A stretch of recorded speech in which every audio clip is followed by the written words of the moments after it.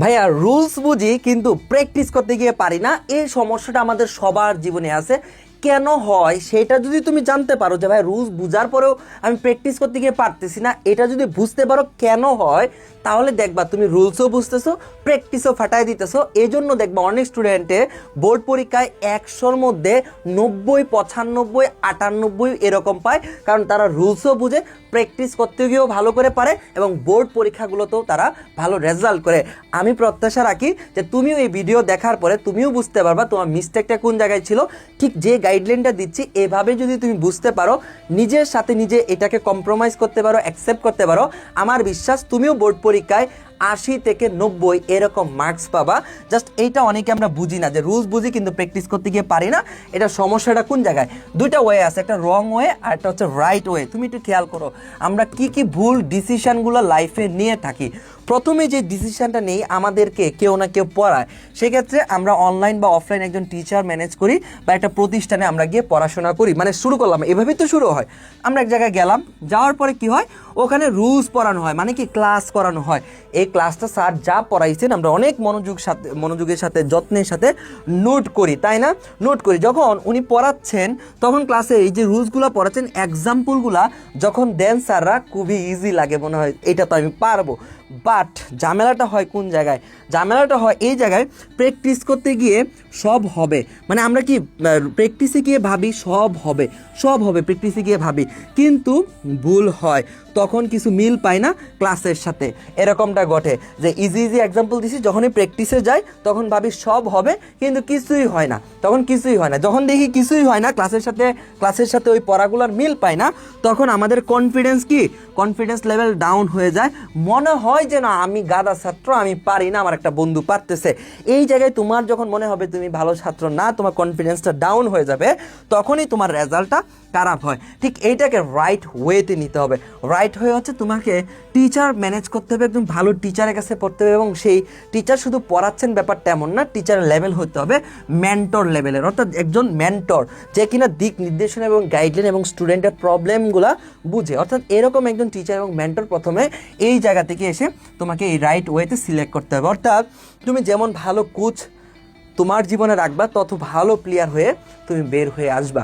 তোমার কোচ এবং তোমার যে গাইড, ধরো একটা পাহাড়ে যাব, হ্যাঁ, ধরো একটা পাহাড়ে যাব, এরকম একটা পাহাড়ে যাব, দুইজন গাইড আছে, একজন কি করলো এইভাবে নিয়ে এইখানে রাখলো, আরেকজন এইভাবে আপ ডাউন করে নিয়ে গেল। অনেক, ধরো যখন আমি একবার ঘুরতে গেছিলাম, হ্যাঁ, তো আমাদের দুইটা টিমে দুইটা গাইড ছিল। এক গাইড এমন নিচ্ছে আর আমার ফ্রেন্ড অনেক ব্যথা পাইছে। তো আমি যখন পা দিচ্ছি তখন গাইড বলতেছে এখানে গর্ত আছে, কারণ মানে পাহাড় যারা পাহাড় পাড়ি দিলে একটা মানুষ থাকে যে গাইড করে নিয়ে যায় ওই পাহাড়ি অঞ্চলে, যে রাস্তাটা চিনে। তো বলতেছে এইখানে গর্ত আছে ভাই, এখানে পাড়া দেন না, এখানে লাঠিটা দিয়ে এইভাবে যান।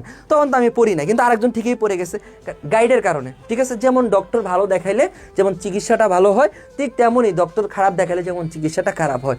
উদাহরণ বুঝতে পারছো? ঠিক এই লেভেলে তোমাকে সিলেক্ট করতে হবে, কারণ এটা চিরন্তন সত্য এবং বাস্তব।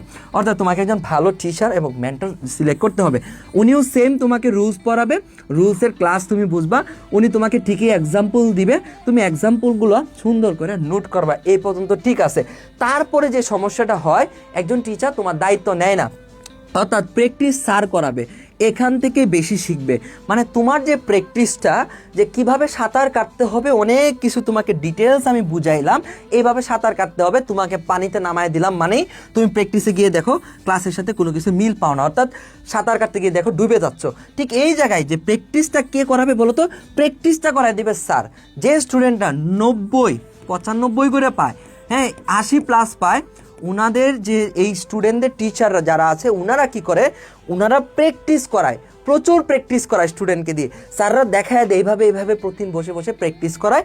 এইভাবে প্র্যাকটিস করলে কি হয়, এখান থেকে বেশি শিখে একজন স্টুডেন্ট, এবং নিজে নিজে যখন করতে যায়, বেশি শেখার পরে মানে 80% শিখে, শেখানোর পরে যখন নিজে নিজে করতে যায় তখন 80% ঠিক হয়, 20% ভুল হয়। তখন কনফিডেন্স থাকে, আচ্ছা ঠিক আছে 10টার মধ্যে 8টা হচ্ছে, 7টা হচ্ছে।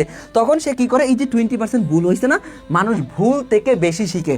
যখন এই যে ভুলটা হইলো না, তুমি কখনোই ভাববা না যে ভুলটা তোমার অপরাধ, এই ভুলটা থেকে তুমি শিখবা। তাই প্র্যাকটিস করতে গিয়ে যখন দেখবা তোমার 80% ওকে এবং 20% তোমার ভুল হচ্ছে, এইটা তোমার সব থেকে বড় অ্যাসেট বা সম্পদ তুমি বলতে পারো। কারণ ভুল থেকে মানুষ বেশি শিখে। এই ভুলটা হয়েছে না, এই ভুল থেকে তুমি শিখবে। অর্থাৎ এই যে এই রুলসটা এখানে ছিল, এটা আমি মিস্টেক করছি, ঠিক এইটাকে পড়বো, বুঝবো এবং নোট করবো। অর্থাৎ এই ভুলটাকে আবার পড়বো, আবার বুঝবো, আবার নোট করব। করার পরে আমি দেখো আগে থেকে 80% পারি, 20% যা ভুল করছি এটা আমি পড়ে ফেলছি, বুঝছি এবং নোট করছি।